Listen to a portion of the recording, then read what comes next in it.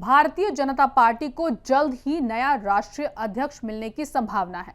अगले 1 से 1.5 महीने में यह प्रक्रिया पूरी हो सकती है, क्योंकि राज्यों में संगठन चुनाव अपने बिल्कुल अंतिम चरण में है। बीजेपी को नया राष्ट्रीय अध्यक्ष कब मिलेगा, इसकी चर्चा करीब 1 साल से चल रही है। अब माना जा रहा है कि अगले 1 से 1.5 महीने के अंदर बीजेपी अपना नया राष्ट्रीय अध्यक्ष तय कर लेगी।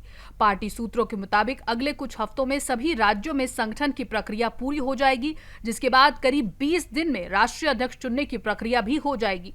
जुलाई आखिर या अगस्त के पहले हफ्ते में यह हो सकता है। पार्टी सूत्रों के मुताबिक राष्ट्रीय अध्यक्ष को लेकर अभी एक नाम पर सहमति नहीं बनी है। पार्टी के सीनियर नेताओं और राष्ट्रीय स्वयंसेवक संघ के सीनियर पदाधिकारियों के बीच भी किसी एक नाम को लेकर चर्चा नहीं हुई है।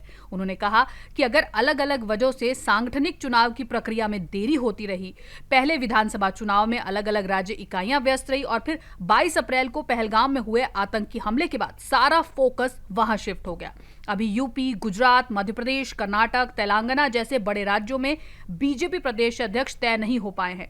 कुल 37 राज्य और यूटी में से अभी तक सिर्फ 2 दर्जन में ही पार्टी के प्रदेश अध्यक्ष नियुक्त हो पाए हैं।